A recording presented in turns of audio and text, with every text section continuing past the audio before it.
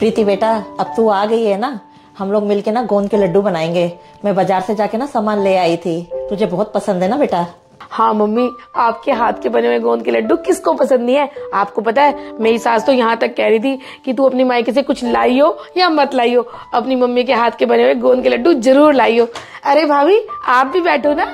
नहीं दीदी, आप दोनों बैठो और आराम से बातें करो, मुझे ना बहुत काम है। अरे बहू, काम तो तू कर लियो।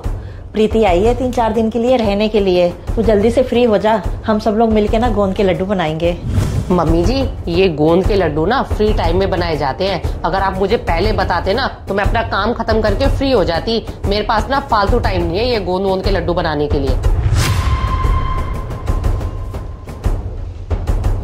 मम्मी, ये भाभी को क्या हुआ है? भाभी इतनी उखड़ी उखड़ी क्यों है?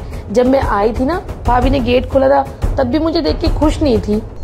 अरे प्रीति बेटा, बहू की बातों को ना तू दिल पे मत लगाया कर। जब भी हमारे घर में कोई मेहमान आता है ना, इसका तो ऐसे ही मुंह बन जाता है।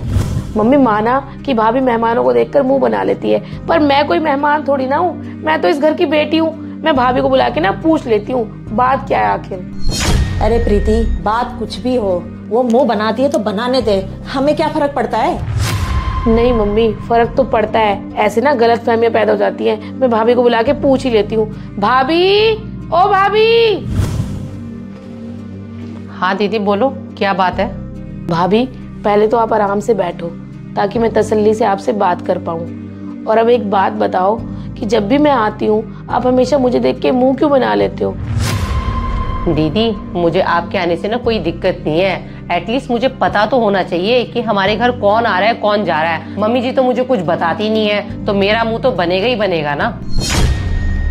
हाँ मम्मी, भाभी बिल्कुल ठीक कह रही है। आपको सबसे पहले भाभी को बताना चाहिए कि घर में कोई आने वाला है, क्योंकि भाभी का हक बनता है जानने का। आखिर भाभी इस घर की बहू है। अब इस घर में कोई आता है तो सारी तैयारी तो भाभी को करनी होती है, और आप भाभी को बताते नहीं हो। ऐसे में भाभी बुरा नहीं मानेगी तो और क्या करेगी। हाँ दीदी, ये एक बार की बात नहीं है, हमेशा ही मम्मी जी ऐसी करती हैं। कोई भी आता है ना तो मम्मी जी को फोन करके आता है, पर मम्मी जी मुझे कभी बताती नहीं है। और फिर जब मेहमान चले जाते हैं तो मुझे सुनाती हैं कि हमारे मेहमान की आवभगत में कमी रह गई। मम्मी, अब आपको जब भी पता लगे ना घर में कोई आने वाला है, तो सबसे पहले आप भाभी को बताओगी। और भाभी, मैंने ना मम्मी को 2 दिन पहले ही बता दिया था कि मैं छुट्टियों में ना घर रहने आ रही हूँ 3-4 दिन के लिए। दीदी, वो तो ठीक है, आप छुट्टियों में रहने के लिए आ गए हो, पर मुझे भी इन छुट्टियों में अपने घर जाना था। अब मुझे पता ही नहीं था, मैंने भी तैयारी कर ली अपने घर जाने की। अरे भाभी, इससे परेशान होने वाली क्या बात है? छुट्टियां तो सबके लिए होती हैं। आप बस ये बताओ, आपको कितने दिन के लिए जाना है अपने मायके? कितने दिन के लिए जाऊंगी? अब दीदी, मैं अपने मम्मी के घर जाऊंगी तो कम से कम 1 हफ्ता तो रह के ही आऊंगी ना। क्या भाभी, 1 हफ्ता? चलो कोई बात नहीं, मैं तो वैसे भी 3-4 दिन के लिए रहने आई हूँ। आप ऐसा करना, परसों चले जाना। मैं भी ना 1-2 दिन आपके साथ और बच्चों के साथ रह लूंगी। क्या, परसों चले जाना? अरे नहीं नहीं दीदी, मैंने तो सारी पैकिंग कर ली है और मैं ना आज ही जाऊंगी। आप ऐसा करना, मम्मी जी के साथ यहाँ रहो और दोनों मिलके गोंद के लड्डू बनाओ।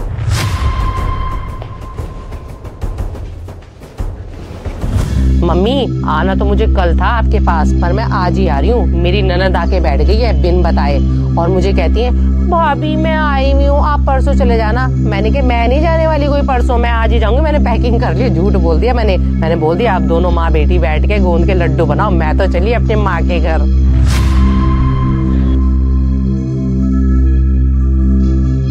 मम्मी, आई तो मैं 1 हफ्ते के लिए थी यहाँ रहने, पर भाभी ने तो मुझे देखकर मुंह ही बना लिया है। लगता है भाभी को मेरा यहाँ आना बिल्कुल भी पसंद नहीं आया। बेटा, तू अपनी भाभी को छोड़, उसका तो काम है मुंह बनाना। मैं तो हूँ ना यहाँ।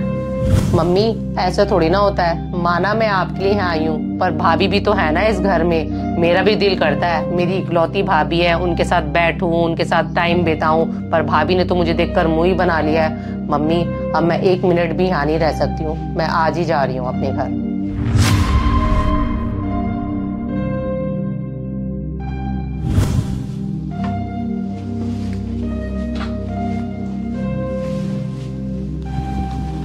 नमस्ते मम्मी जी। नमस्ते दीदी।